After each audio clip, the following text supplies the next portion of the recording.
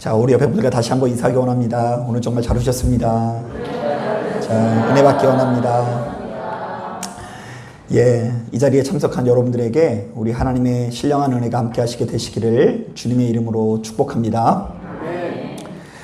자, 오늘 우리가 읽은 이 본문을 보면 당시 이스라엘 백성들의 최고 지도자였던 엘리 대제사장에 관한 이야기가 나오는데요.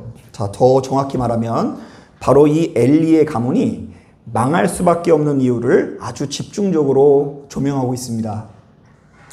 자, 그러니까 오늘 우리가 읽은 이 본문은 자, 지금껏 우리가 묵상했었던 이 한나 이야기와 좀 대조를 이루는데요. 자, 사실 이 한나의 이야기는 너무나 비천했던 한 여인이 다시금 하나님을 붙들고 의지하는 가운데 누구보다 영광스러운 이야기가 담겨져 있지 않습니까? 자, 그러나 이에 반해서 엘리 대제사장의 이야기는 애초에 가장 영광스러운 자리에 있었던 그 누군가가 철저히 추락하게 되는 이야기라고 할 수 있습니다. 자, 과연 엘리에게 도대체 어떤 일이 있었길래 바로 이렇듯 가장 영광스러운 자리에서 가장 비참하고 서글픈 자리로 추락하게 된 것일까요? 자, 먼저 이 사무엘상 2장 말씀을 묵상해 보니까 자, 그 무엇보다 엘리 아들들에 대한 기록이 먼저 담겨져 있는데요. 자, 2장 12절을 보니까 그 아들들의 상태를 이렇게 진단하고 있습니다. 엘리의 아들들은 행실이 나빠 여호와를 알지 못하더라. 자, 우리 한번 따라해 볼까요? 엘리의 아들들은 행실이 나빠 여호와를 알지 못하더라. 자, 그런데 바로 이 번역은 좀 순화된 번역이고요. 자, 다른 번역들을 보면 그 의미를 더욱더 정확히 알 수 있습니다.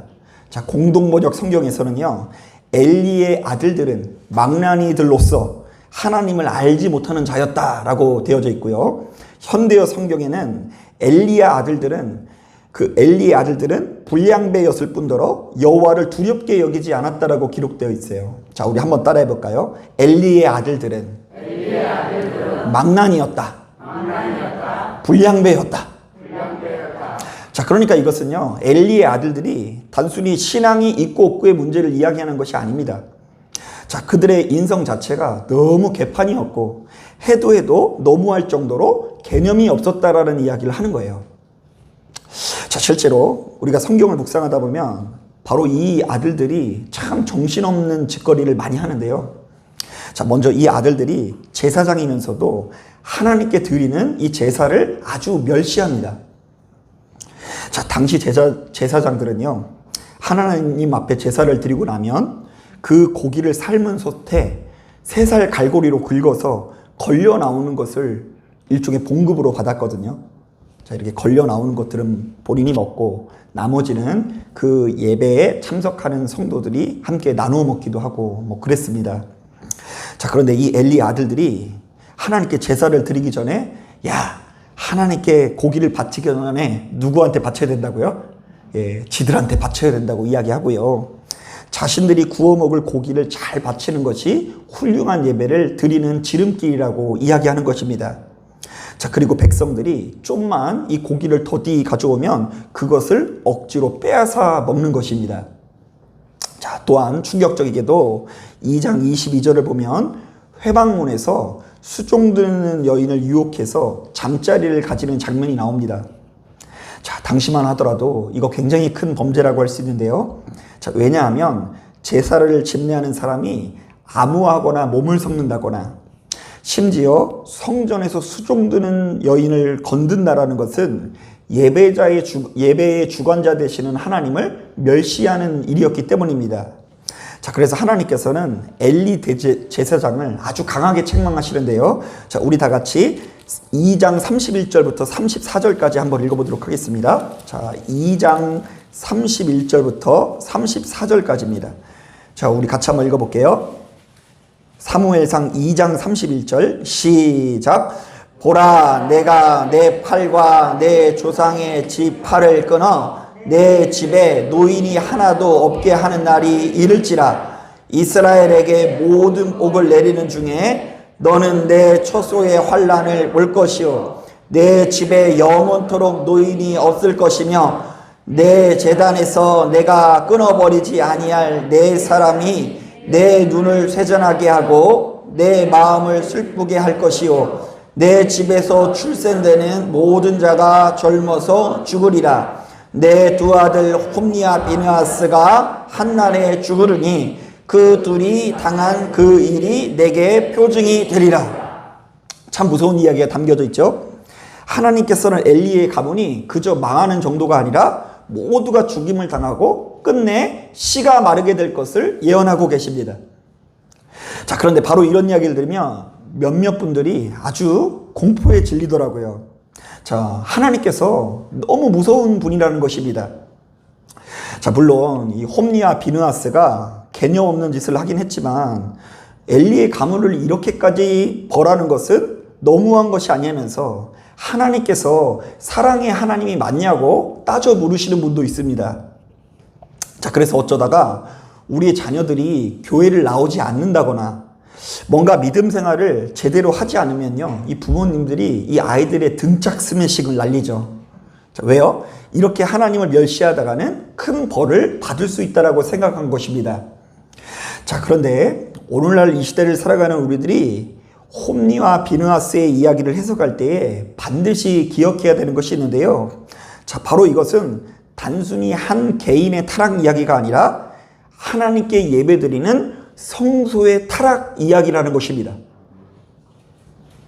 자, 그러니까 성경은 오늘 우리가 읽은 이 본문을 통해서 하나님께 예배드리는 이 성소가 오염되고 하나님께 바치는 제물이 오염되고 더 나아가 우리가 하나님께 드리는 이 예배가 오염되거나 훼손되는 것이 얼마나 무서운 일인지를 우리들에게 증언하고 있다는 것입니다. 자, 이것을 제대로 이해하기 위해서는 출애굽기 24장의 내용을 알아야 되는데요. 자, 공교롭게도 제가 지난주 수 예배 때 간략하게 설명을 드린 적이 있습니다. 자, 출애굽기 24장을 보면 많은 성도님들에게 생소할 수 있으나 예수 믿는 우리들에게 너무 중요한 말씀이 등장하는데요. 자, 어느 날 모세가 소를 잡아다가 피를 모아냅니다. 자, 그리고 그 피에 2분의 1은 이스라엘의 성소 제단에 뿌리고요. 나머지 반은 이스라엘 백성들에게 뿌리게 됩니다. 자, 여러분, 이거 참 괴이한 예배죠. 예배드리러 왔는데 괜히 예배드리러 갔다 뭘 맞았어요?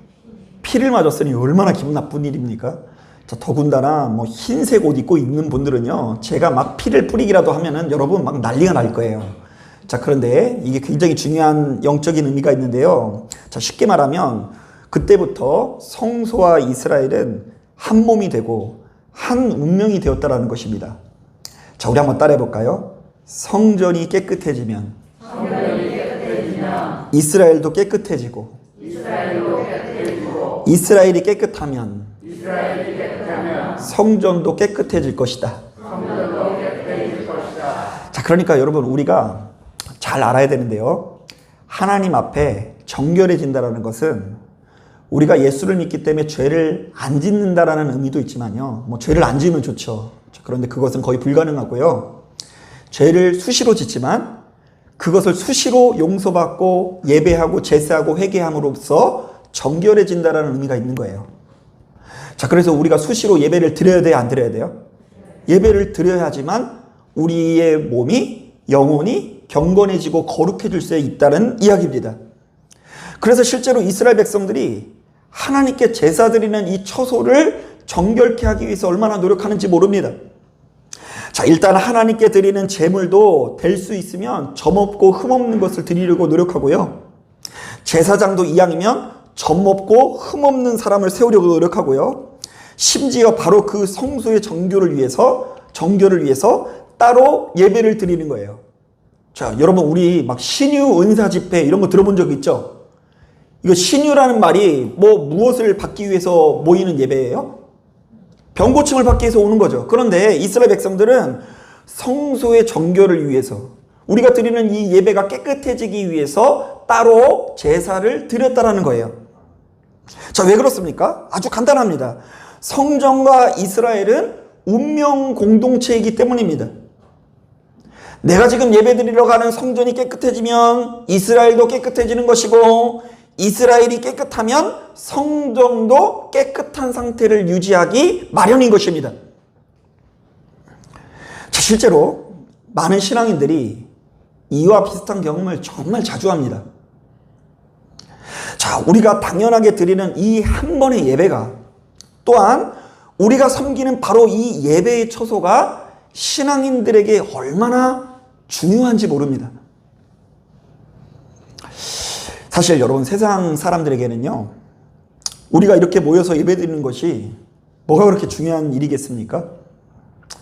제가 여러 번 듣기로는, 자, 세상 사람들, 믿음이 없는 사람들이 보았을 때 우리가 모여서 드리는 이 예배를 마음이 약한 사람이 마음이 약한 몇몇 사람들이 모여서 위로받는 문제로만 생각하는 경우가 많이 있습니다. 그러면서 이야기하길, 나는 그 누구도 믿지 않고 누구를 믿는다고요? 나 자신을 믿는다고. 나는 하나님을 안 믿고 자기를 믿는다. 그런데 너는 이렇게 너무 연약하고 힘없으니까 하나님이나 믿는 것이다. 이렇게 치부하죠. 자, 그런데 신앙 안을 가진 성도들에게는 바로 이 예배를 통해서 죽고 사는 문제가 결정날 수도 있는 거예요. 자, 그래서 여러분, 신앙생활 하면서 이 예배를 경홀히 여기는 것만큼 신앙을 잘못 배우는 것이 없는 거예요.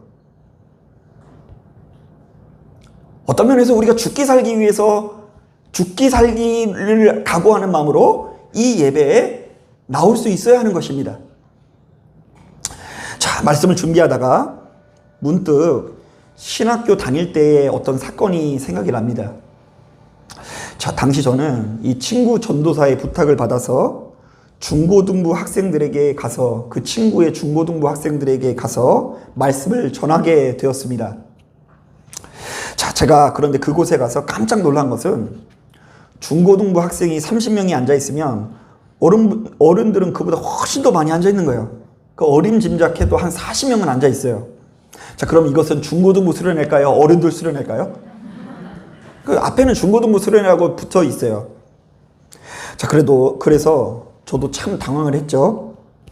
분명히 중고등부 수련회라고 이야기를 듣고 왔는데 어른들이 더 앉아 있었으니까 도대체 왜 이런 일이 벌어졌나. 보통 안 그렇거든요. 그래서 사연을 들어보니 그 교회 안에 아주 오랫동안 분쟁이 있어서 수년 동안 담임 목사님 자리가 공석이었다라는 거예요. 자, 그렇다 보니 이 대다수의 신실한 예배자들이 다 이미 그 교회를 떠났어요. 그 말씀을 들으러 오는 사람, 예배를 드리러 오는 사람들은 그것이 공급이 제대로 이루어지지 않으면 떠나요. 자, 그런데 이제 어떤 사람이 남느냐? 목사님이 어떤 말씀을 전해도 상관없는 사람, 그 예배를 안 드려도 별로 그렇게 크게 중요하게 안 생각하는 사람들만 그 교회에 남게 됩니다.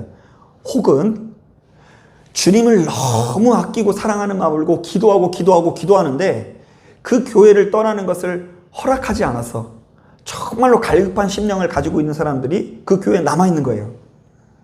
자, 그래서 이 너무 채워지지 않는 갈급함을 가지고 있다가 이번에 중고등부 수련회를 한다고 하니까 우리가 저기 나가서 은혜를 받자라는 분위기가 일어서 이렇게 많은 성도님들이 교회에 중고등부 수련회에 따라왔다는 거예요. 야, 실제로 강단에 올라갔는데 너무 부족한 그 당시의 전도사였지만 이 성도님들의 얼굴이 벌써 거뭇거뭇합니다. 자, 그리고 저도 그런 것을 처음 경험해 봤는데요.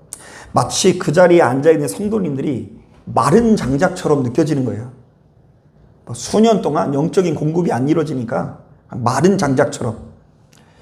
자, 그도 그럴 만한 것이 그동안 주님께서 베풀어 주시는 은혜와 사랑을, 그리고 그것을 붙들고 살았는데 이러한 작용이 오랫동안 끊어지다 보니 거의 죽을 지경에 이른 것입니다. 심령이 메말랐어요. 자, 그래서 저는 집회를 시작하기도 전에 얼마나 절망했는지 모릅니다. 야, 이거 망했다. 집회 분위기가 정말 개판이구나.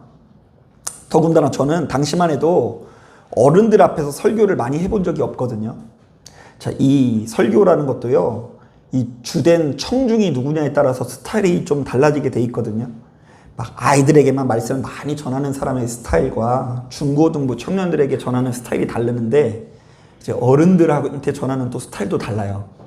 자, 그런데 이 중고등부 아이들을 데리고 설교를 많이 하다 보니까 제가 좀 이렇게 가볍다라는 그런 생각을 하고 있었나 봐요. 그래서 이제 어른들이 많이 앉아 있으니까 두렵고 떨리는 마음으로 올라갔는데요. 자, 가만히 보니 그래도 마른 장작에 불이 붙을까요, 안 붙을까요? 마른 장작에 불이 더 잘 붙더라고요. 비록 강당에 서서 전하는 저는 너무 부족하지만 성령께서 갈급한 심령을 가진 성도님들에게 친히 역사하사 아주 강권적인 은혜와 능력을 베풀어 주시는 것을 목격했어요.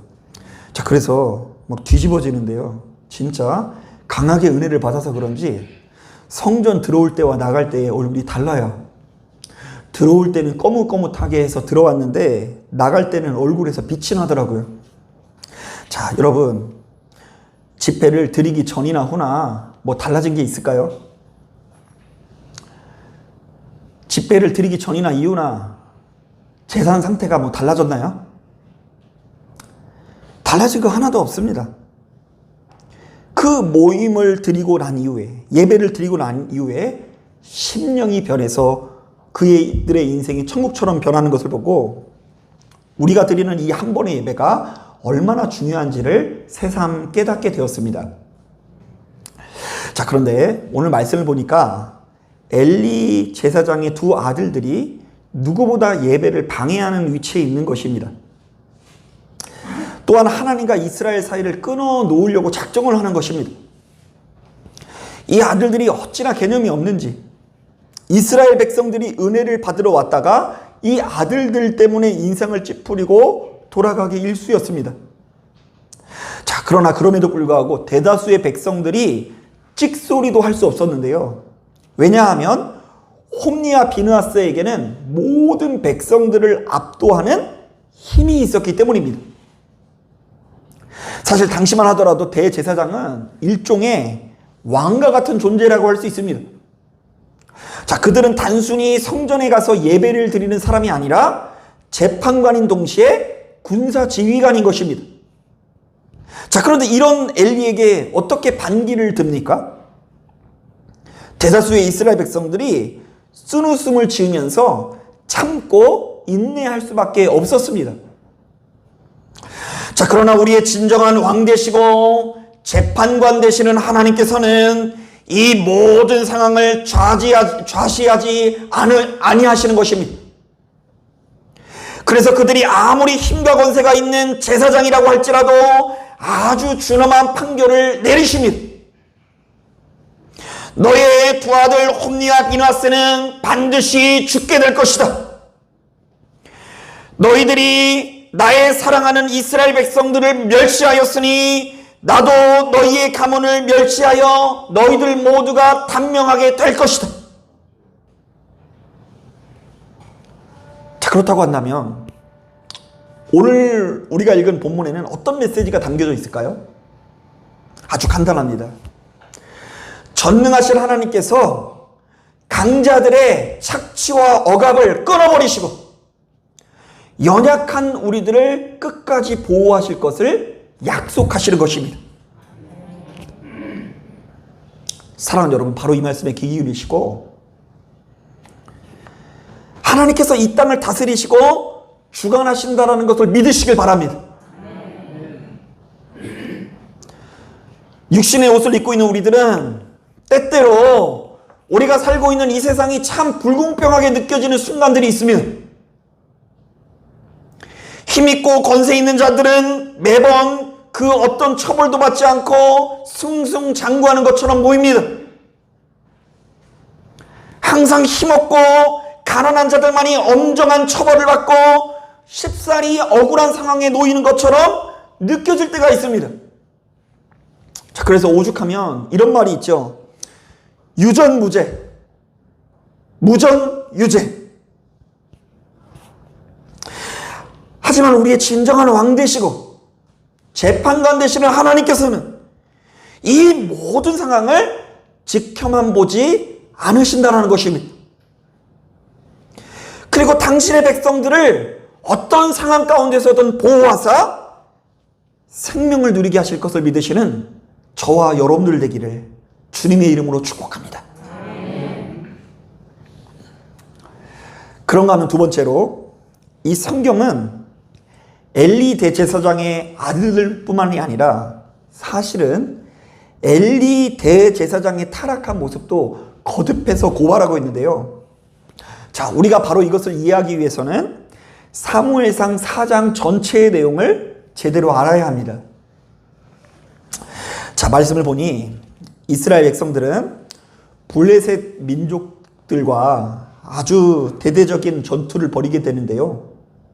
자, 이스라엘은 모든 면에서 불리하지만 그래도 딱 한 가지 믿는 구석이 있었습니다. 바로 언약궤를 가지고 전투에 참여한다라는 것입니다.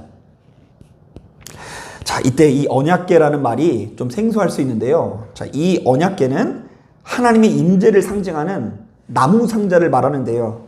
자, 이 나무 상자 안에 세 가지가 들어있다고 알려져 있습니다. 자, 첫 번째, 아론의 쌍난 지팡이. 참 놀랍죠? 누가 제사장의 직무를 감당합니까? 이랬더니 누구의 지팡이에서만 싹이 났어요? 네, 아론의 지팡이. 그래서 그 아론의 지팡이를 가지고 있고요. 그리고 만나를 담은 항아리. 물론 지금은 만나가 남아있어요? 안 남아있어요? 지금은 안 남아있는데 이 항아리로 우리 조상들이 먹을 것을 얻었다라는 그런 상징입니다. 또 하나는 십계명이 적힌 두 돌판. 자, 이 세 가지 물건을 넣어놓으면서 이 언약궤는 그때부터 하나님의 임재를 상징하는 것입니다. 자, 그런데 놀랍게도 이스라엘 백성들은 바로 이 언약궤를 가지고 나가기만 하면 모든 전쟁에서 승리를 거두었습니다. 자, 왜요? 바로 이 언약궤는 무엇을 상징한다고요? 하나님의 언약을 상징하기 때문입니다. 하나님께서 임재하사 지금 전쟁을 치르는 언약궤와 함께 하는데 어떻게 질 수 있습니까? 당연히 이기지. 자, 그래서 이번 전쟁에도 이 타락한 제사장들이죠. 홈니와 비느하스가 바로 이 언약궤를 가지고 가서 전쟁을 치르려 합니다. 자, 하나님께서 선하고 아름다운 이스라엘을 보호하시고 악하고 더러운 블레셋 사람들을 무찔러 주실 것을 기대한 것이죠. 자, 그런데 이게 웬일입니까? 자, 그것을 가지고 전쟁을 치르긴 했으나 바로 그 언약궤가 블레셋을 심판하지 않습니다. 자, 도리어 누구를 심판해요? 블레셋보다 더 악한 홈니와 비느하스를 심판하고 더 나아가서 오랫동안 참고 기다려왔던 엘리 대제사장을 심판하십니다. 자, 그러자 비느하스가 비느하스의 아내가 죽은 남편의 아이를 출산하면서 그 아이의 이름을 이가봇이라고 짓는데요. 바로 이것은 하나님의 영광이 떠났다라는 뜻입니다. 자, 우리 한번 따라해 볼까요? 하나님의 영광이 이스라엘에게서 떠났다. 단순히 그러니까 제사장이 죽은 게 아니라 이 사건을 통해서 무엇이 떠났다고요? 하나님의 영광이 떠났다라는 걸 보여줘요. 자, 그런데 여기서부터 여러분 잘 들으셔야 돼요. 이때 이 영광이라는 말은 히브리어로 카보드라고 하는데요. 자, 본래는 이 말은요, 영광이라고 번역할 수도 있지만 무겁다라는 뜻을 가지고 있습니다. 자, 그도 그럴 만한 것이 누군가 높은 자리에 앉게 되면 그것이 참 영광스러운 일이기도 하지만 바로 그 자리는 너무나 막중하고 무거운 책임을 동반하는 자리 아닙니까? 자, 그래서 카보들은요, 영광이라고 번역할 수도 있고 무거움이라고 번역할 수도 있는 거예요. 자, 그런데 흥미롭게도 4장 18절을 보니까 성경은 엘리 대제사장의 외모를 어떻게 표현합니까? 자, 우리 다 같이 4장 18절 말씀 같이 한번 읽어보도록 하겠습니다. 자, 4장 18절 시작. 하나님의 궤를 말할 때에 엘리가 자기 의자에서 뒤로 넘어져 문 곁에서 목이 무거워 죽었으니 나이가 많고 비대한 까닭이라. 그가 이스라엘의 사사가 된 지 40년이었더라. 자, 엘리가 나이가 많고 어떻다고 기록되어 있죠? 비대했다라고 기록되어 있는데요. 자, 바로 이때 비대하다라는 말이 히브리어로 카베드라고 하는데요. 바로 이때 이 카베드라는 말이 방금 전에 이야기했던 카보드에서 나온 말로서 동일하게 무겁다라는 뜻입니다. 자, 그러니까 이거 일종의 언어 유희인데요. 자, 우리말로 번역하는 과정에서 이게 좀 잘 표현이 안 됐어요. 자, 이스라엘을 이끌어가는 대제사장이라고 하면 그 무엇보다 책임이 무거워야 되는데 엘리 대제사장은 책임이 아니라 무엇이 무거웠다고요? 자기 몸이 무거웠대요. 죄송해요, 살쪄서. 이스라엘에게 영광이 떠났어요. 그에게 맡겨놓은 이 책임이 떠난 거예요, 이제. 하도 그 책임을 잘 이렇게 중하게 여기지 않으니까.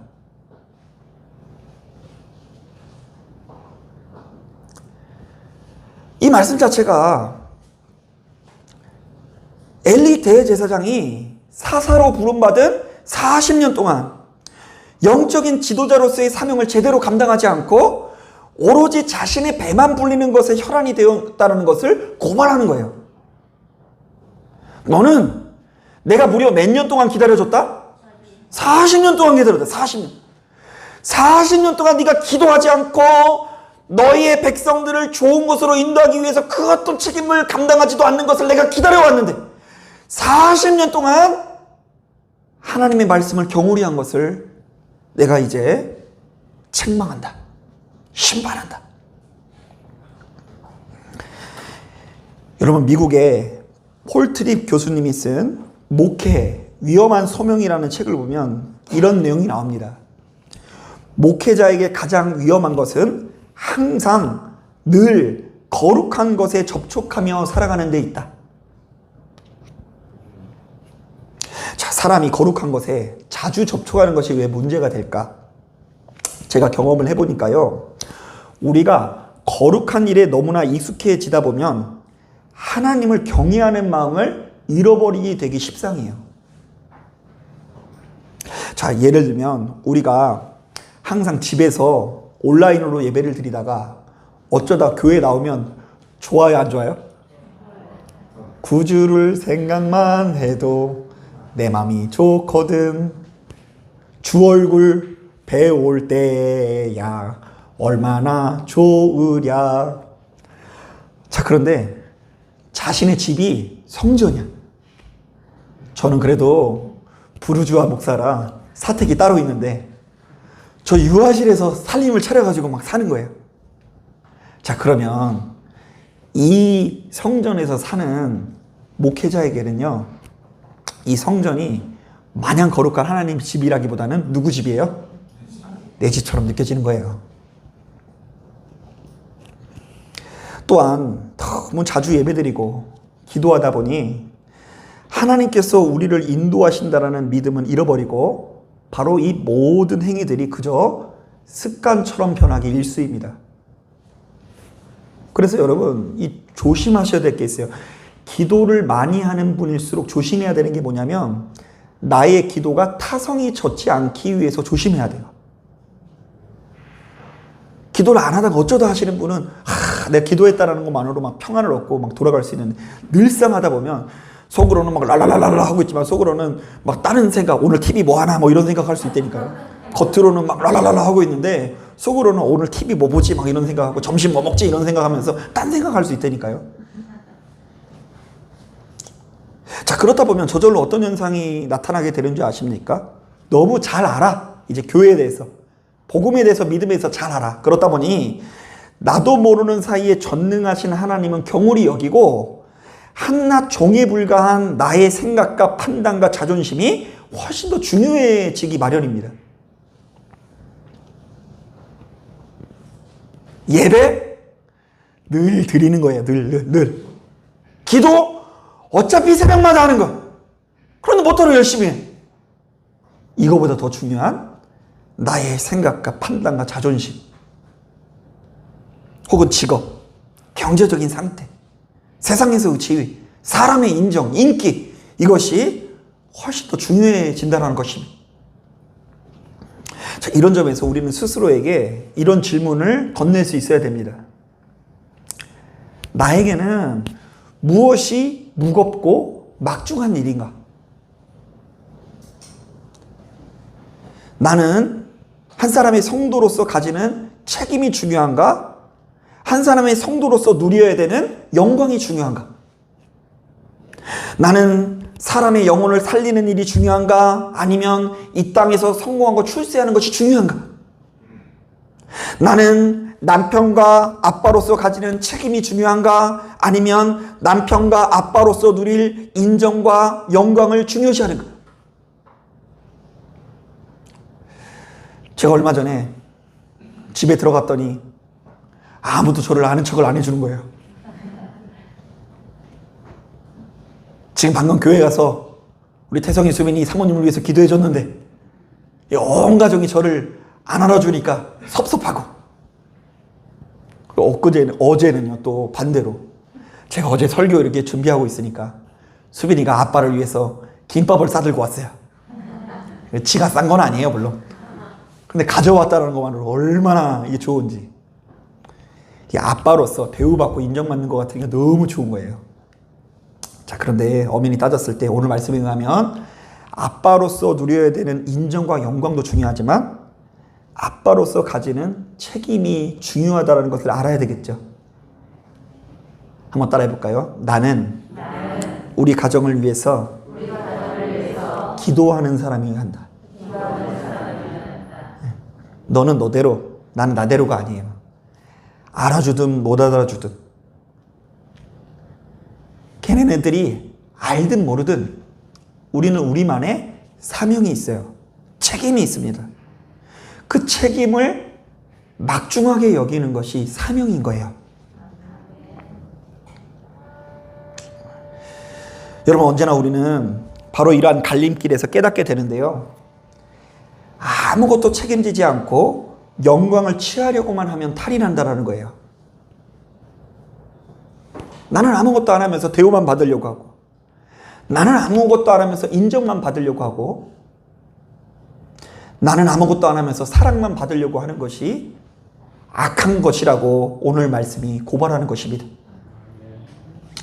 사랑하는 여러분, 시간이 지나면 지날수록 여러분들에게 주어진 책임을 막중히 여기시는 저와 여러분들 되기를 주님의 이름으로 축복합니다.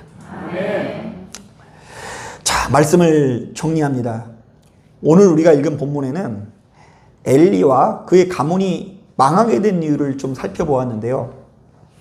자, 이것은 크게 두 가지로 요약해 볼 수 있습니다. 자, 첫째, 성소와 이스라엘은 운명 공동체인데 지속적으로 성소를 더럽힌 홈리와 비느하스를 하나님께서는 심판하셨다. 사실 이 세상은 이 강자들은 늘상 승승장구하고 약자들만 항상 어려움을 겪기 마련이죠. 자, 그런데 우리의 재판관 되시는 하나님께서는 그것을 좌시하지 아니하시고 지속적으로 성전을 더럽히는 홈리와 비느하스를 심판하시는 것을 보게 됩니다. 이거는 홈리와 비느하스를 미워하는 게 아니라 하나님께서 그만큼 공정하신 분이라는 걸 우리에게 드러내는 거예요. 자, 두 번째, 대제사장이라는 자리는 겉으로 볼 때 매우 화려해 보일 수 있으나 실상은 무거운 책임이 동반되는 자리다. 자, 그런데 엘리는 바로 이러한 책임보다 자신의 배만 불리는 일만을 중시한 나머지 하나님께서 그를 심판하셨다는 것입니다. 자, 그러므로 우리들은 자신의 내면을 수시로 바라보면서 지금 내가 무엇을 무겁게 여기고 있는지를 돌아볼 수 있어야 돼요. 자, 그런데 이 모든 내용을 볼 때 성경이 궁극적으로 우리에게 하려고 하는 이유는 따로 있습니다. 자, 우리 한번 따라해 볼까요? 오로지 하나님만이 우리의 왕 되신다. 한 번 더 따라하겠습니다. 오로지 하나님만이 나의 반석이시며 나의 구원자 되신다. 이 이야기를 하는 거예요. 지금까지 계속 얘기해왔죠. 엘리가 막 엄청난 막 반석인 줄 알고 이스라엘 민족을 해결해 줄 줄 알았는데 사실은 대제사장도 별 볼 일 없다. 자, 그런데 그 뒤에 이어서 세워진 사무엘은 어땠어요?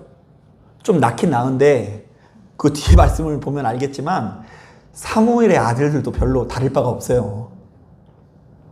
그러니까 사무엘도 영원한 왕이 아니에요. 자, 그래서 그 뒤에 다윗이 세워지게 되는데요. 제가 다음 시간 좀 한번 보려고 하는데 이 다윗도 이스라엘 민족에게 영원한 반석이 되어 못돼요? 못 돼요. 일단 죽었잖아요. 수명이 한정적이잖아요. 그러므로 결국 이스라엘을 가장 공의롭고 아름답게 통치해 가시는 분은 하나님이시라는 이야기를 보여주는 거예요. 사랑하는 여러분, 이것을 기억하시고 내가 왕이 아닌데 어딜 가서 괜시리 왕 노릇하지 마시고 나는 반석이 아닌데 괜히 반석인 것처럼 연기하지 마시고 내가 구원자가 아닌데 괜히 나서서 구원자인 척 해서는 안 되는 거예요.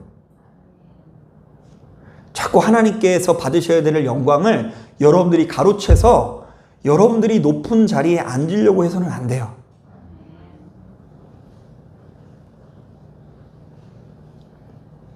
그리고 바꾸어서 우리 눈앞에 있는 누군가에게 속아서도 안 돼요.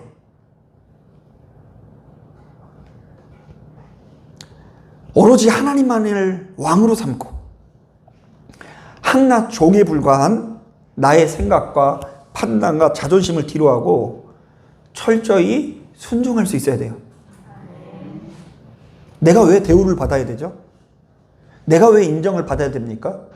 내가 왜 높은 자리에 앉아야 됩니까?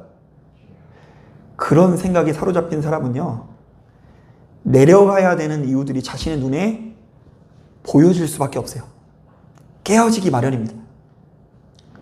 사랑하는 여러분, 시간이 지날수록 왕의 형상이 아니라 종의 형상을 간직하실 수 있는 저와 여러분 되기를 주님의 이름으로 축복합니다. 자, 기도하겠습니다.